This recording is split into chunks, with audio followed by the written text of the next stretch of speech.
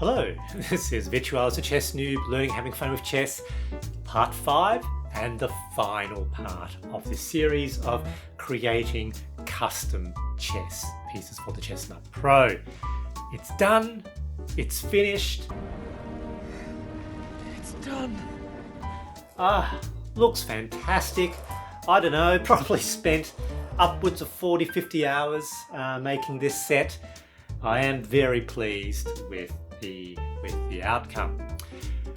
Now, I was actually planning on having this bit attached to the last video, but as you saw on that video, I hit a snag.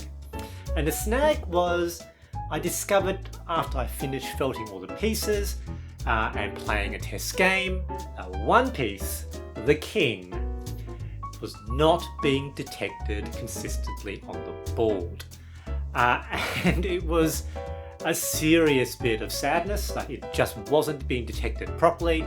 So I had to pull down the felt and as you can see in the photo, at some point in the modeling process, I had cracked that little part of the sensor.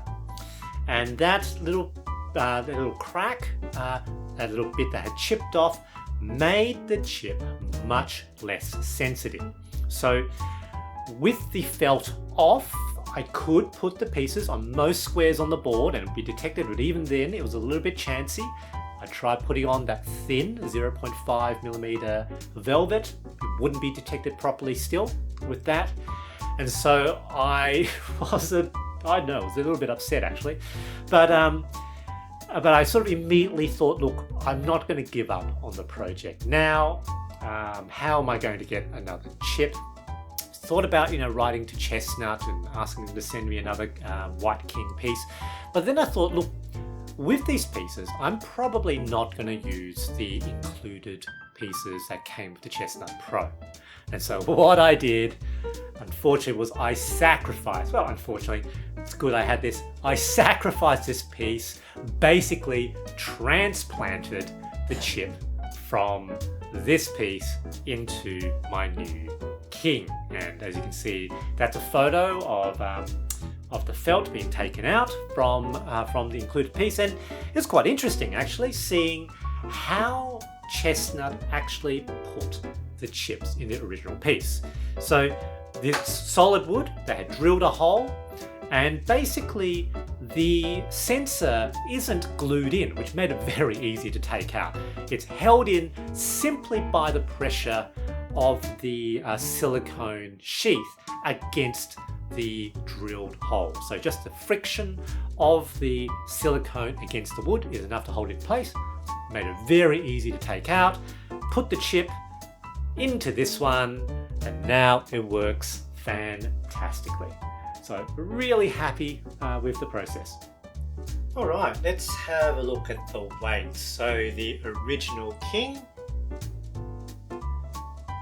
just about 31 grams. The new king, 38 and a bit. So definitely a little bit heavier. Original queen, 23.7. New queen, 27.9. Original rook, 17.1. New rook, 21.4. Original bishop, about 15.4 grams. New bishop, 23.3. Original knight, 21.9. New knight, 29.9, almost 30 grams. Original pawn, probably the lightest piece, 10 grams. New pawn, 14. So you can see the modded pieces with the clay do weight a little bit more.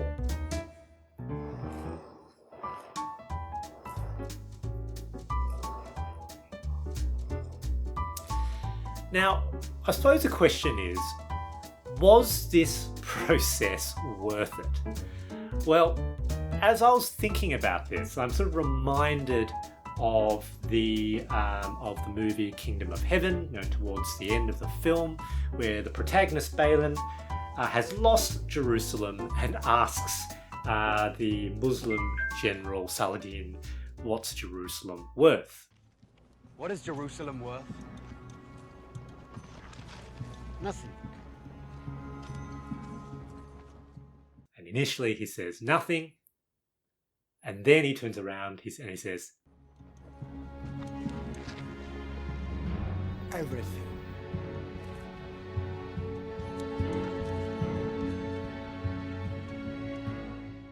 everything. And I think, from the perspective of how many hours I spent on this, is it worth it materially? The answer is definitely not. You should not be doing this. However, in terms of what I learned from skills and having the end product, it's worth everything. I enjoyed the process, even though it was emotionally challenging at times. I really like the end set. And so, yes, from that perspective, it is worth modding your own pieces. There are perhaps lessons on how to do this more easily. Now, I think as much as possible, you should not be trying to take the metal weights out of pre-existing pieces.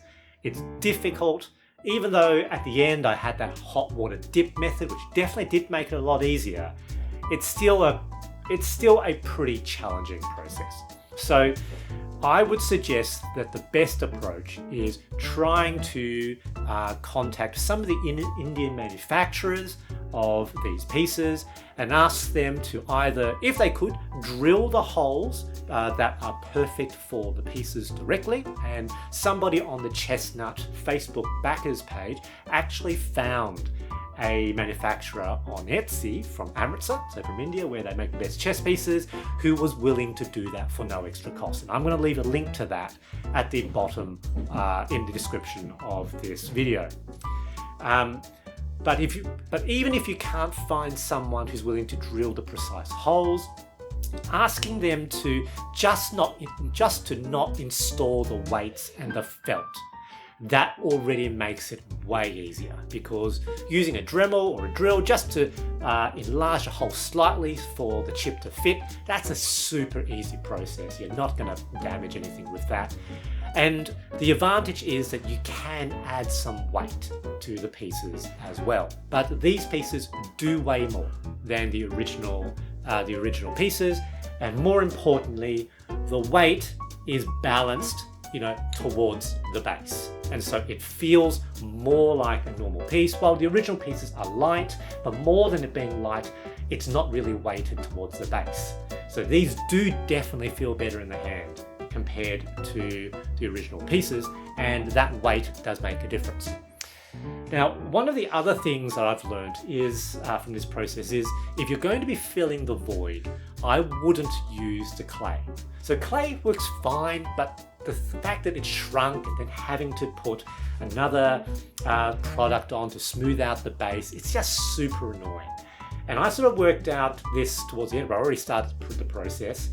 I think using something like a non-shrink clay. So for example, something like Epoxy Putty, if you want a permanent solution, I think that would work really well. Maybe a little bit expensive, but it is permanent. It will dry, it will set completely rigid and solid. I think that's a good way of doing it.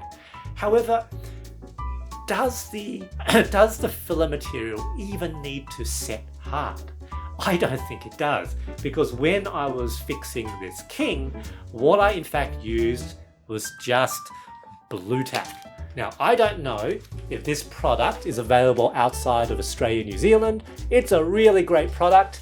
In Australia, we use this instead of things like sticky tape or pins for sticking things on walls. It's permanently plastic, it's sticky. And so if you wanted to, let's say, put up a notice, a piece of paper or a poster on the wall, you put a few dots of blue tack on the corners, you stick it up, it will stay there forever. But because it remains plastic, you can pull it down, it won't damage the paint. This is really good stuff. And it's got about the texture of plasticine, basically. And so I just use this as the filler material. Jammed it into the hole. It's important, of course, to try to take out all the air, really fill it in. And the piece, at the end, the sensor stayed rigidly in place. I could smooth out the top surface, put the felt directly on top. Super easy, no mess. I wish I knew about this at the beginning because I already had blue tack at home. It's not expensive. Again, if you don't have stuff like this in your country, you could probably find something fairly similar, or buy the Australian version. All right, thank you very much. Here we go.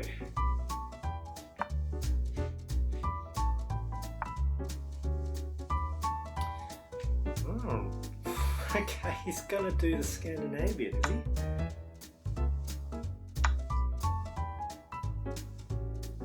Okay.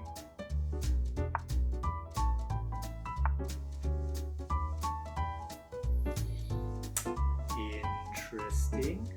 Hasn't he just... Oh no, he's just hung his queen. Because off the queen is pinned on. Jimmy is not a good bot.